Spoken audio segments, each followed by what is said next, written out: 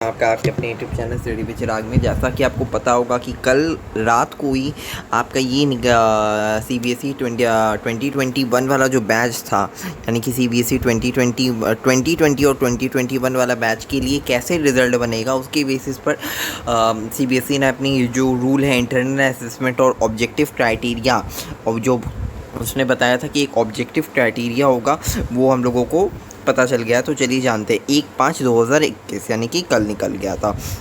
देखिए इसमें क्या बताया है। इसमें बताया है कि in the view of increasing covid cases. अब कोविड-19 के केसेस तो बढ़ ही रहे हैं डे बाई डे। ठीक है, CBSE wide notification dated 14/4/21 cancelled board exams 14 तारीख को कैंसिल किए थे और 4 से 7 जून तक होने वाले थे। ठीक है, results of board exam prepared on the objective criterion, हम लोगों को पहले पता है। Any candidate who is not satisfied उसे फिर से एग्ज़ाम देने का अधिकार है, वह फिर से एग्ज़ाम दे सकता है। Okay, clear. चैलेंजेस बिफोर हमारे पास क्या चैलेंजेस थे? हमारे पास चैलेंजेस थे कि हम लोग स्टूडेंट्स को एग्ज़ाम में नहीं बैठा सकते हैं। देखिए इसमें क्या बताया है कि हम लोगों को पता है कि CBSE के बोर्ड एग्ज़ाम्स कैंसिल हो गए हैं, ये हम लोगों को पता है। और ये किसी भी ये फेयर पूरी तरीके से फेयर होगा इसमें किसी भी से, क्योंकि इसके लिए एक रिज़ल्ट कमेटी बैठेगी, तो इसमें कोई भी अनफेयर मीन्स ऑफ कुछ नहीं होने वाला है। देखिए इसके पास फिर क्या है, ऑब्जेक्टिव पॉलिसी है क्या? What is the objective policy? ठीक है, ये ऑब्जेक्टिव पॉलिसी क्या है? The students will be assessed out of maximum 100 marks of subject. आपका 100 मार्क्स का एग्ज़ाम होता था, आप लोगों को भी पता है कि आपके 100 एग्ज़ाम्स के एग्ज़ाम्स होते 100 मार्क्स के एग्ज़ाम्स होते थे, जिसमें 80 मार्क्स का आपका थ्योरी होता था, जिसमें 80 मार्क्स का आपका थ्योरी होता था और 20 मार्क्स का प्रैक्टिकल होता था।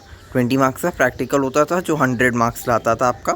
80 मार्क्स आप एग्ज़ाम देने जाएंगे और 20 मार्क्स आपका प्रैक्टिकल होगा। ओके, नेक्स्ट देखिए प्रोसीड्यूर क्या है इसके लिए। अब इसमें क्या होगा, अब आपने 20 मार्क्स का प्रैक्टिकल दे दिया, बहुत से स्कूल्स ने इसे CBSE के पोर्टल में लॉग कर दिया। ठीक है, बहुत अच्छा। लेकिन जो स्कूल्स ने नहीं किया है उसे 11 जून तक टाइम मिल जाएगा इसे लॉग करने का। 11 जून तक लॉग करने का इसे CBSE को टाइम मिल जाएगा। ठीक है, द इंटरनल असेसमेंट इस existing policy laid out in the circular academic, ये वाला हम लोगों के लिए नहीं है। Due to cancellation of board exam the CBSE of 80 marks. अब इसमें हमारा प्रोसीजर क्या है, 100 मार्क्स से आप एग्ज़ाम्स होने वाले हैं। ये तो हम लोगों को पता है कि 100 मार्क्स से आपके जो CBSE वाले एग्ज़ाम्स थे वो होंगे। उसमें 80 आपका सब्जेक्टिव था और 20 आपका प्रैक्टिकल था। कि 20 बहुत सारे स्कूल्स ने प्रैक्टिकल्स और क्लास वर्क होमवर्क ले लिया है, और 80 मार्क्स के जो एग्ज़ाम्स हैं वो अभी तक नहीं हुआ है। तो वो कैसे लिया जाएगा वो हम लोग देखते हैं। Due to cancellation of board assessment of 80 marks will be done on the basis of based on the marks scored by the candidates in different test exams held by school during the year। आपके जो unit test हुए हैं, आपके जो PT हुए हैं, आपके जो हाफ ईयरली हुए हैं, आपके जो प्री बोर्ड्स हुए हैं, उसके बेसिस पर दिया जाएगा। The marks should be in the consonance of past performance in class 10th board exam। Class 10th के जो बोर्ड, आप क्लास 10th के स्टूडेंट हैं तो आपकी जो पिछले परफॉर्मेंस थे, आपने कैसे कैसे एग्ज़ाम्स दिए हैं उसके बेसिस पर होगा।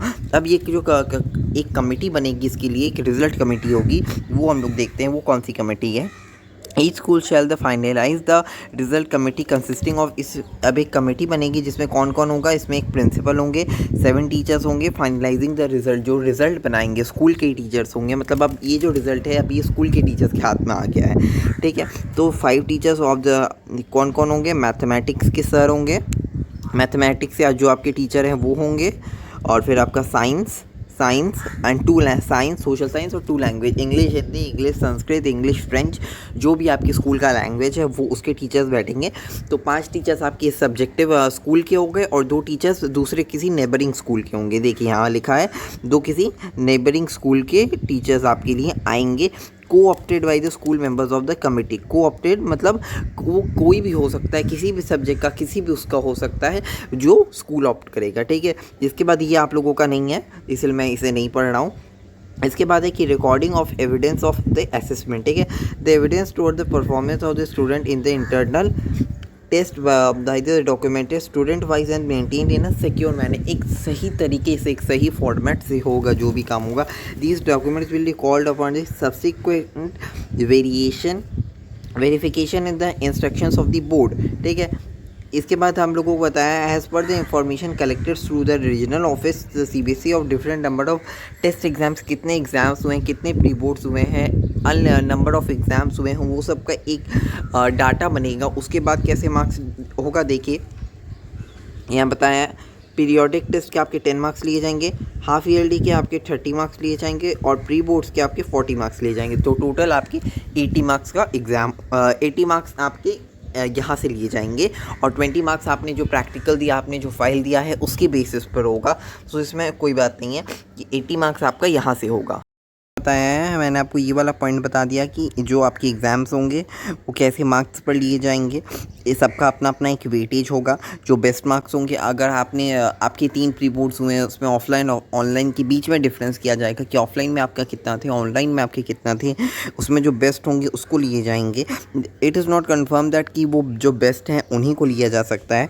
There are school that 3 categories. देखिए यहाँ मैंने बताया आपको कि ऑनलाइन ऑफलाइन के डिफरेंस हो सकते हैं and it is also possible that some कुछ लोगों ने एग्ज़ाम्स में अपीयर भी नहीं किया है, कुछ लोग नहीं आ पाए ड्यू टू हेल्थ इश्यूज़, और भी बहुत सारे रीजंस हो सकते हैं। वो सबका ध्यान कौन रखेगी? वो सबका ध्यान रखेगी कि जो रिज़ल्ट कमेटी बन रही है। In all the above cases, result committee constituted by the school will have to address the challenges based on the analysis of the study situation prevailing in the school, thereafter reviewing the criterion for the assessment of 80 marks. The aim should be covered broad as a range of assessment objectives as possible. The rationale for the criteria will well thought out of objectives should be documented in the form of rational document. इसके बाद हम लोगों को यहाँ objective वाला criteria बताया है कि कोई बच्चा अगर एब्सेंट हो जाता है या नहीं आ पाता है एग्ज़ाम्स में तो उसके लिए रिज़ल्ट कमेटी क्या बनाएगी। In cases where students have not appeared in any of the test exams category, the committee in cases all record with the reason of rational documents. सब एक फेयर तरीके से होगा, इन द फेयर मीन के तरीके से होगा। सो इस वीडियो में मैंने आपको ये बताया कि आपको अगर और जानकारी चाहिए मैंने डिस्क्रिप्शन में आपके लिए पेस्ट कर दिया, सो जाइए। For further updates do like subscribe share my channel. Thank you so much.